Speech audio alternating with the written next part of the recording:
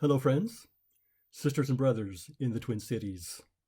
I am John Sharp, speaking to you from my home in Heston, Kansas. I appreciate this invitation to think about the beginnings of MCC and about Orie Miller, who was a part of that from the beginning, partly because Orie Miller has been a main interest of mine, having written a biography, My Calling to Fulfill the Orie Miller Story, published by Herald Press in 2015. I hope, by the way, this is in your church libraries. Orie Miller was an astounding person. As I wrote, I finished a decade. I would say it was not possible for this man to have accomplished so much, but he did it again in the next decade. He was a member of some 60 boards, committees, and commissions in his lifetime, but not all at one time. Typically, he didn't serve more than 25 at a time. He was also unusual in that he was wealthy. He was a partner in his father-in-law's shoe company, Miller Hess, in Akron, Pennsylvania. He was from a frugal farm family in northern Indiana, met Elta Wolf at Goshen College, and married her in 2015, and became a part of the shoe company. He sold shoes wholesale across the country. Then he became sales manager. He quickly moved up, became a director of the company, and then the companies, plural, and finally chairman of the board. He brought his business savvy to Mennonite institution building. One way to describe him comes from Robert S. Kreider, long affiliated with MCC. He wrote the foreword for Paul Erb's 1969 biography of Orie Miller. Orie Miller has seen more of the world than Marco Polo. He has opened more mission fields than David Livingstone. He has been as creative in the world of church ministries as Edison was in his world of technology. Orie's service had many expressions: education, missions, peacemaking, post-war reconstruction, refugee settlement, mental health, economic development, finances, business, all of them, and more. He believed that all of these were signs of God's reign. He often said, God is at work reconciling the world to himself and making things new. Of course, this comes from our 2 Corinthians text, 5:17 and following. So if anyone is in Christ, there is a new creation. He didn't write he or she is a new creation. There is the new creation. In context, he was referring to two bodies of people who had been enemies for generations, Jews and Gentiles. And now, after the breakthrough at Pentecost and the Jerusalem conference, they were together as a unit, worshiping God and living with each other. It was remarkable. Everything old has passed away, and everything becomes new. All this is from God, who reconciled us to himself through Christ and has given us the ministry of reconciliation. Sometimes I know students, teenagers, young adults wonder, what is their mission in life? What is their calling? What is God's plan for them? I prefer not to use plan. It's too narrow and restrictive. I prefer to use purpose, God's purpose. For anyone who is wondering, here it is in this text: to become ambassadors, reconcilers. That is a mission for every one of us.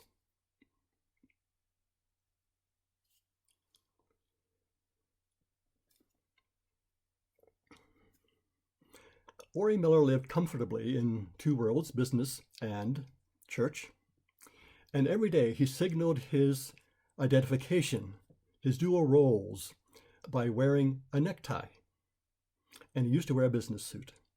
But when he came to the Lancaster Conference, anybody who was going to be a leader of any kind signaled his loyalty to the church, his obedience to the church, by wearing a plain coat. So Orie struggled with this. Finally, he reached a compromise, which Orie often did.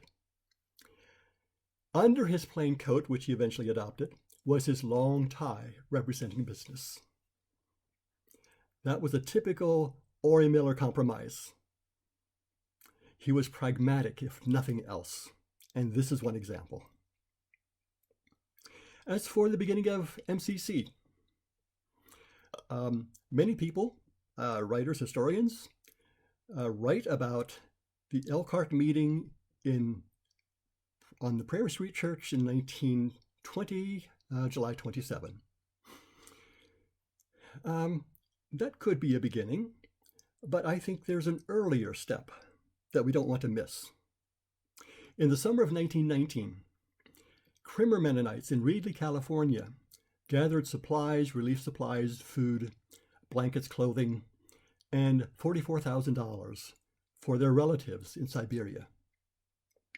Then, at great risk to themselves, Martin Fast and William Neufeld took these gifts to the people in Siberia. When they came back, there was a meeting called in Hillsboro, Kansas, January 4, 1920. And these travelers gave their report to the hundreds of Mennonites who had gathered.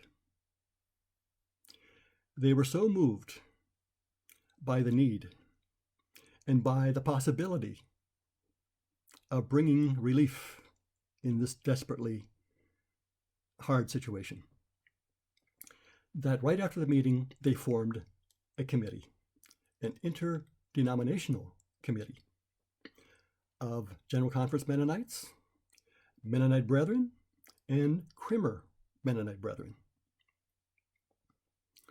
They called their gathering the Emergency Relief Committee of Mennonites in North America. They were thinking ecumenically. Fast forward to July 27, 1920, a meeting at Prairie Street Church in Elkhart, Indiana. I think Jim Youngke is right when he says the others had organized for relief. This Elkhart meeting was an attempt to bring Old Mennonites, or MC Mennonites, on board. That was difficult because a cardinal rule of MC Mennonites was nonconformity. Nonconformity built a wall of separation between themselves and society, the church, and the world, and they guarded this carefully. The most powerful man in the church, Daniel Kaufman, editor of the Gospel Herald, said, "We cannot make this kind of unity, a union, no matter how important the purpose is. It will break down these walls and will become more like our liberal Mennonites." And he was right. So at this meeting, Old Mennonites, 10 of 13 in attendance were Old Mennonites, clad in their plain suits, discussing the possibility of forming a union. It wasn't going well. There was opposition, especially from Aaron Laux, who was the publisher at Scottdale and chair of the Mennonite Church Relief Committee. He knew he would have to answer to Daniel Kaufman back in Scottdale, so he was reluctant to make this happen. As Orie Miller remembered the story, nothing was getting done. Nobody knew how to organize anything. And in that tension, Orie broke down and cried and cried. He was known to do this later. When tension got to a certain point, he would break down and cry. He called them his bawling spells. In his memory, this bawling spell broke through the deadlock, and they were able to organize themselves into a new Mennonite Central Committee.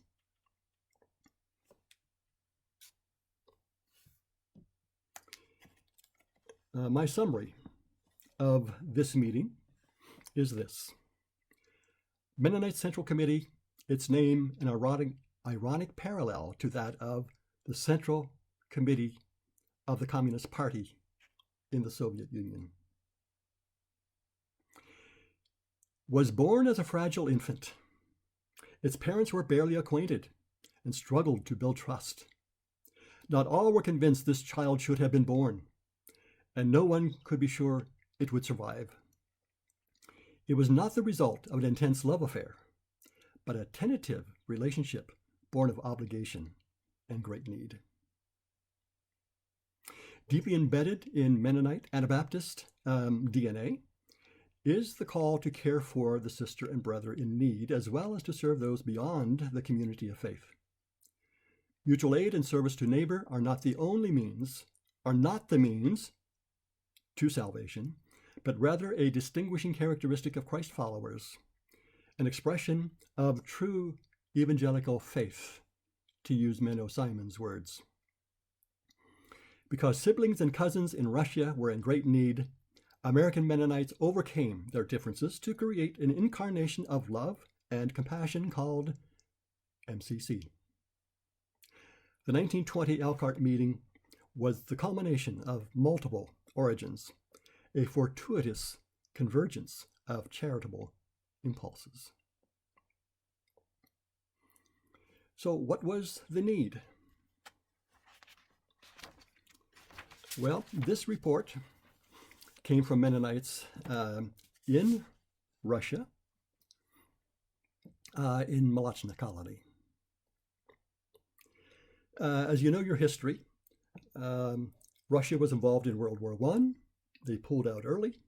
Then came the revolution, the Bolshevik Revolution of 1917. And then came years of famine and hunger and shortages. And in addition to the White Army, the government army, and the Red Army, the new Communist Army, rampaging through Mennonite colonies and villages, they created havoc. In addition to this, there was the Black Army.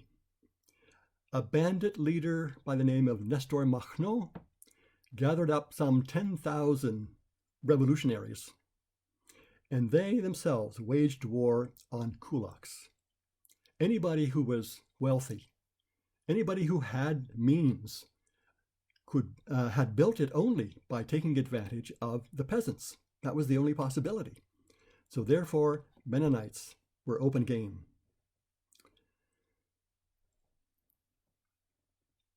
About 400 Mennonites were shot, and 800 children were orphaned between 1918 and 1921, all at the hands of Nestor Makhno, in addition to the other losses.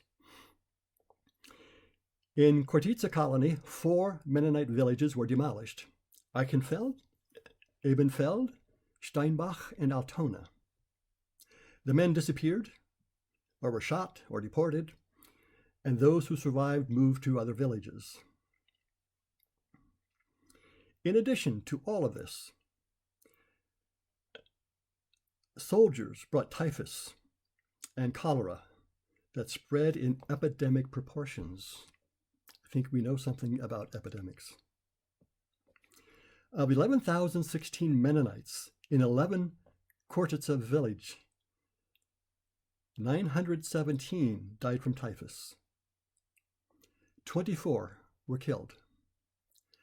668 were orphaned. 17 women in the village of Rosenthal were raped. In the aftermath, syphilis and bitter memories remained. The need was indeed great. So the mission of the newly formed Mennonite Central Committee was to send relief supplies, food, and they wanted 3 men to be there to make sure the distribution happened and was given to the right people. The MC, War Sufferers Relief Committee, had gathered money and had appointed 3 men, Orie Miller, Arthur Slagle, and Clayton Kratz, to be the first unit. They traveled to Istanbul, what they called Constantinople. They crossed the Atlantic Sea, into the Mediterranean, up the Aegean, and through the Bosphorus Fault, the Bosphorus Strait, to Constantinople. They saw the need was great. Since Orie Miller had had experience in this kind of effort, he was appointed the leader of the unit.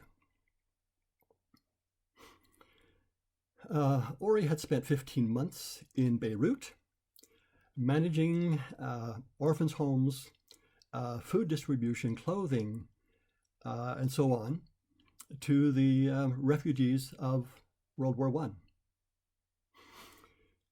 When he returned 15 months later, he returned to find an unhappy company. The partners, one of them being his father-in-law, were very unhappy that this young man would leave his wife, 2-year-old daughter, Lois, and go gallivanting off somewhere. Who knows where? And they had told Orie that he couldn't have his job back because he was not dependable. As it turned out, when he returned, they had not yet replaced him, and they gave him his job back and admitted that things always ran more smoothly when Orie was around. So they figured by this time Orie has it out of his system, and he wouldn't be gallivanting around the world anymore. Well, they did not know Orie. He returned in April 1920. 3 months later came the Elkhart meeting in July of 1920, and 2 months later, 5 months after he returned home, he was off to Constantinople, Istanbul. Orie always followed the call of the church. He believed when the church called, God was calling. And so he was on yet another mission. When they reached Istanbul, they first set up homes for orphan children, for women refugees, and then Orie and Clayton crossed the Black Sea to Crimea and into Ukraine to meet with Mennonite leaders in Malachna colony. Meanwhile, Arthur Slagle had stayed home arranging for shipments. Orie and Clayton were moved by the reports of their need, and especially by saying they have it worse in Kortitsa, you need to send supplies there first. After consulting with the Mennonite leaders, Orie and Clayton traveled back to Alexandrovsk, where they spent a final night together. And while army troops were retreating, horses and wagons and guns were sounding, they were in a house right by the road. And before they slept that night, Orie read Psalm 91.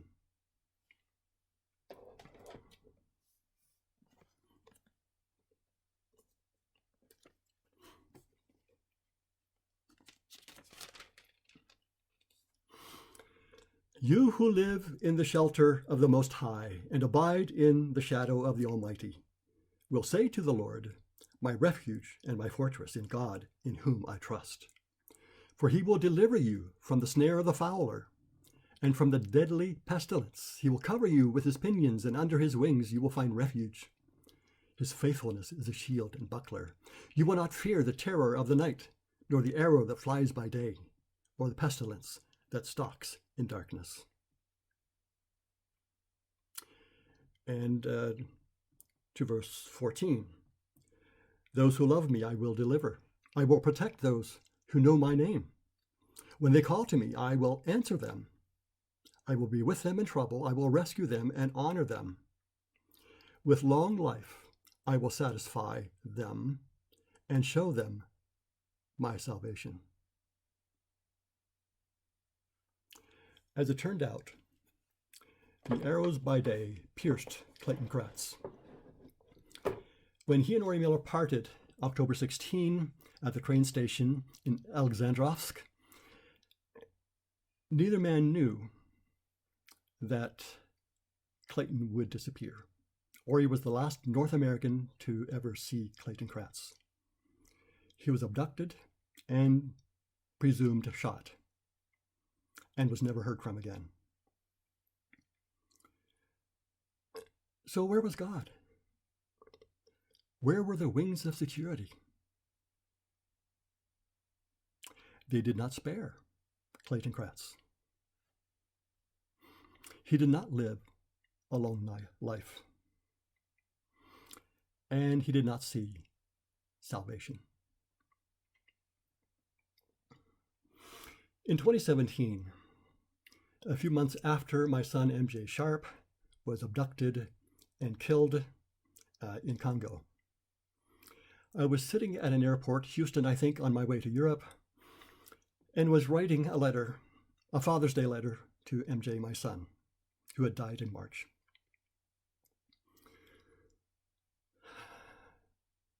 I started telling him the story and reading the psalm. And then it occurred to me how much parallel there was between MJ's life end and Clayton Kratz's. They had both committed their lives to peacemaking and reconciliation, to relief. But neither one lived a long life. But then I said, we don't build our theology on the Psalms.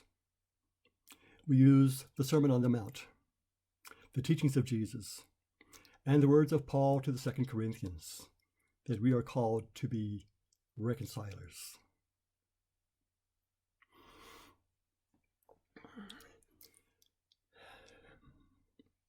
MCC did a lot of work in Ukraine and Constantinople. Orie arranged for warehouses in Crimea and delivery systems, and hired young men to deliver food and relief products. But as he was crossing the Black Sea again in an American Navy destroyer, ships passed them, going from Crimea to Constantinople. Hundreds of ships, refugees fleeing because the war for the White Army had been lost. The Reds, the communists, were taking over and had taken over. And there in Sevastopol, General Wrangel of the white troops, the government troops, gave his farewell to his troops, thanked them for serving, and wished them well. On the destroyer was General Wrangel's wife, and they had plenty of reason to be in suspense and worried. When Orie got back to Constantinople,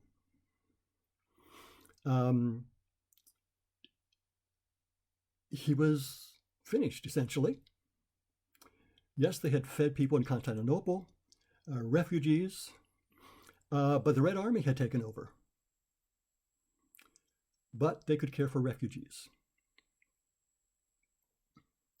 So in the harbor at Constantinople were 100 and more ships. So Orie hired a rowboat, and with a Mennonite German speaker, rowed around the boats calling for Mennonites. Are there any Mennonites aboard? At that moment, everybody wished to be Mennonite. Orie took the Mennonites off and into a home to be cared for. And later, 62 of them came to North America to tell their stories and to live. When 1925 came, And the mission of MCC seemed to be over. And by the way, Alvin J. Miller from Grantsville, Maryland, came to replace Orie, and he was able to negotiate a way in from the north to people in Siberia and Ukraine. But all the planning was for naught. Orie never wanted to be discouraged by such conditions, went back and got to work. And then, of course, he spoke about MCC and its mission. In 1925, people assumed MCC's mission was over. The crisis had been passed. But P.C. Hebert, the chair of MCC, and Orie Miller said, oh no, this is not done. We're not done with our mission. There's much more coming. There's more war, more destruction coming, and we need to be ready. Well, MCC lay dormant up until 1925, or 1929 rather, when there was a new crisis in Moscow. 13,000 Mennonites heard that the government had granted exit visas and flocked, left their crops in the field, left everything to try to get a visa to leave Russia. So the Lancaster Conference said, well, now here's another mission for MCC. I think Lancaster Conference was happy not to do it themselves, but were happy that MCC was organized and could handle the crisis.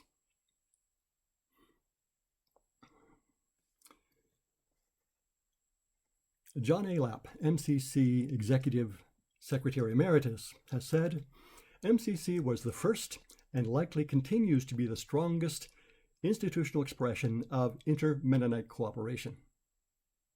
Robert Kreider said, it has been the most beloved of Mennonite institutions. So there we have the story. And now it is up to us, to you and to me, to carry on the legacy and expand that legacy to needs anywhere in the world. When I apologized or warned David Clausen about the gap in my teeth, he said, oh, don't worry. That can be a symbol of the gap in our fundraising.